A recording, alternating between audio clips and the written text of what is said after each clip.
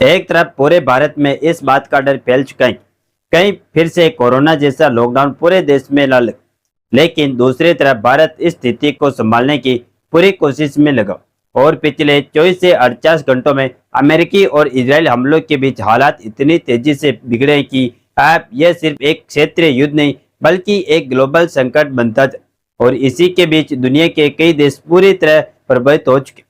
वहीं भारत की foreign policy पर सवाल खड़े करने वालों का मुंह बंद होने। अब सबसे बड़ा सवाल यही है कि क्या सच में लॉकडाउन लग सकता है? क्या दुनिया फिर से उसी रास्ते पर जा रही जहां सब कुछ बंद हो जाए? तो जवाब थोड़ा अलग है।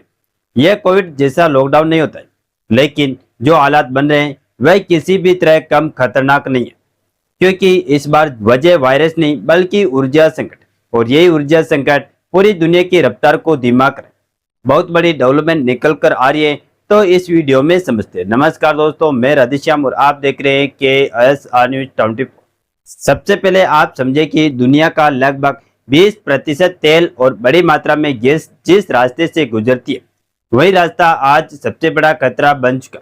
जहाजों की आवाजाही रुक रही है, इंश्योरेंस कंपनियां हाथ खींच रही और कई जगह शिपिंग पूरी तरह से प्रभावित हो चुकी है। इसका सीधा असर सप्लाई चेन पर पड़ा और अब यही डर लोगों के बीच फैल रहा है कि अगर यह स्थिति जारी रही तो देशों को खुद ही अपनी अर्थव्यवस्था को धीमा करना पड़ेगा। अब जरा खाड़ी देशों की हालत देखिए। इराक का तेल उत्पादन लगभग 70% तक गिर चुका है। कतर के गैस एक्सपोर्ट रुक चुके हैं। यूएई और कतर के कई बड़े गैस प्लांट्स पर हमले हुए और सबसे बड़ी बात यही है कि वहां खाने पीने की चीजों की सप्लाई 70% तक प्रभावित हो चुकी और कीमतें 40% से लेकर 120% तक बढ़ चुके।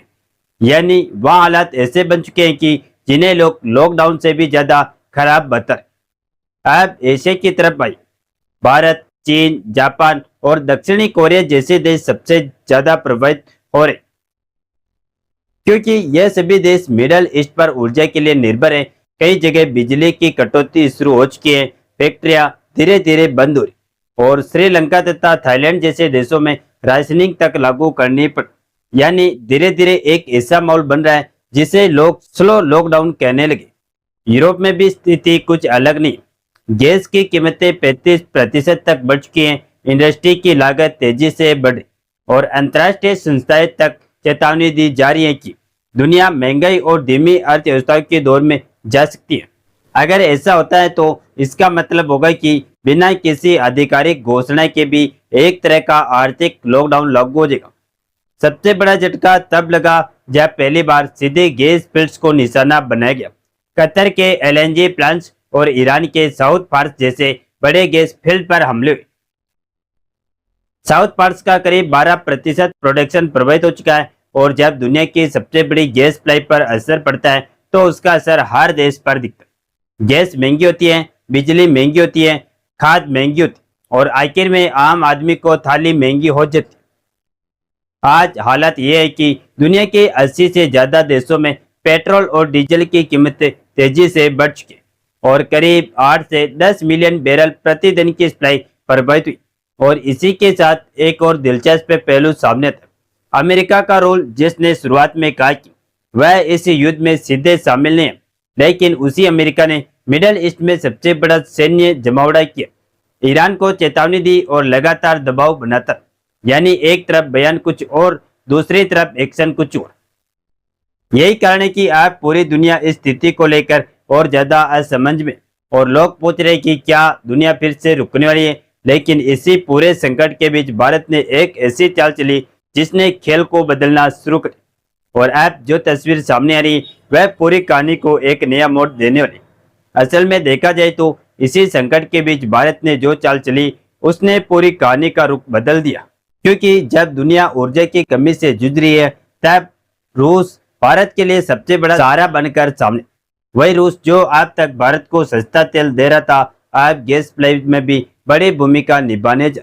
और खबरें यह बताती है कि रूस ने अपने कई बड़े टैंकर जो पहले चीन और दूसरे देशों की तरफ जा रहे थे उन्हें भारत की तरफ मोड़ना शुरू कर। रूस कोई छोटा खिलाड़ी नहीं बल्कि दुनिया के सबसे बड़े गैस भंडारों में उसका नाम आता है और अब वह इस मौके का इस्तेमाल करते हुए भारत के साथ अपने रिश्तों को और मजबूत करना चाहता। आपको याद हो तो यूक्रेन युद्ध के पहले भारत रूस से बड़ी मात्रा में गैस खरीदना था, लेकिन यूक्रेन युद्ध के बाद जो पश्चिमी प्रतिबंध लगे थे उन्होंने रूस की पुरानी डील्स को रोक दिया था।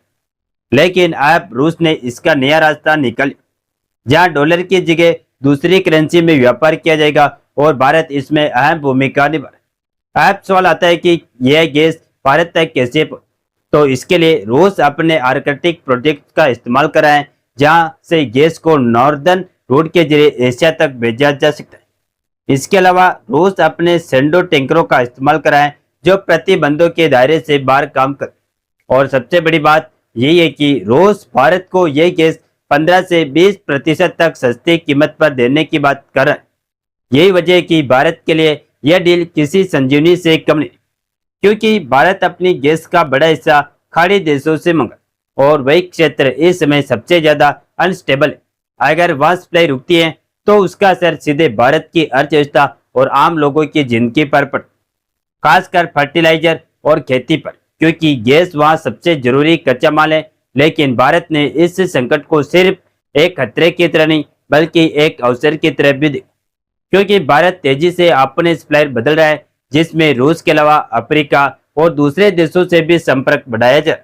साथ ही भारत अपने कोयला और सोलर जैसे विकल्पों को मजबूत करा, ताकि किसी एक क्षेत्र पर निर्भरता कम हो सके और भविष्य में इस तरह के संकट से बचा जा सके। यही कारण है कि जहां दुनिया के कई देश इस समय घबराहट में फैसले ले रहे, वही भारत एक लंबी रणनीति के साथ आगे बढ़, क्योंकि भारत ने अपने एनर्जी रिजर्व को भी मजबूत किया, वैकल्पिक रूट तैयार किए और समय रहते ऐसे कदम उठाए जिसने देश के अंदर किसी भी तरह का बड़ा संकट न।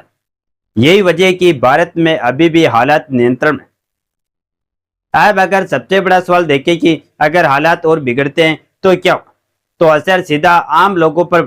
पेट्रोल और डीजल महंगे होंगे, गैस के दाम बढ़ेंगे, खाने पीने की चीजें महंगी होगी और उद्योगों की रफ्तार धीमी पड़ेगी। यानी एक ऐसा माहौल बनेगा जहां बिना किसी आधिकारिक घोषणा के भी अर्थव्यवस्था धीमी हो जाएगी।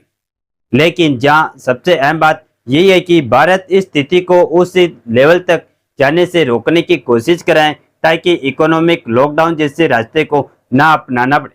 और यही भारत की फॉरेन पॉलिसी की ताकत है, जहां देश अपने हितों को सबसे ऊपर रखता है।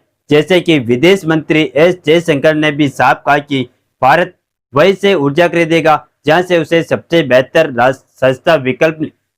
कुल मिलाकर देखा जाए तो तस्वीर साफ होती जा रही है कि एक तरफ दुनिया संकट में गिर हुई, कई देशों में हालात लगातार बिगड़ते जा और लॉकडाउन जैसे डर फैल रहे, वही दूसरी तरफ भारत इस पूरे खेल को समझते हुए अपने लिए नया रास्ता बना रहा है। और यही वजह है कि आने वाले समय में यह रणनीति भारत को और मजबूत बना सकती। आज देखना यह है कि यह संकट कितने समय तक चलता है और दुनिया इससे कैसे बाहर निकले। और अब क्या भारत में फिर से एक बार लॉकडाउन जैसी स्थिति बन सकती है या फिर नहीं? आपकी इस मामले में क्या राय? आप अपनी कीमती राय हमें कमेंट बॉक्स में लिखकर जरूर बताएं और इस वीडियो को एक लाइक करके अपने मित्रों तक शेयर जरूर करें, ताकि उन्हें भी जानकारी मिल सके। इसी तरह और भी नॉलेजेबल वीडियो देखने के लिए हमारे चैनल KSR News 24 को सब्सक्राइब करके बेल आइकन को ऑल पर जरूर सेलेक्ट करें। जय श्री राम, जय हिंद, जय भारत।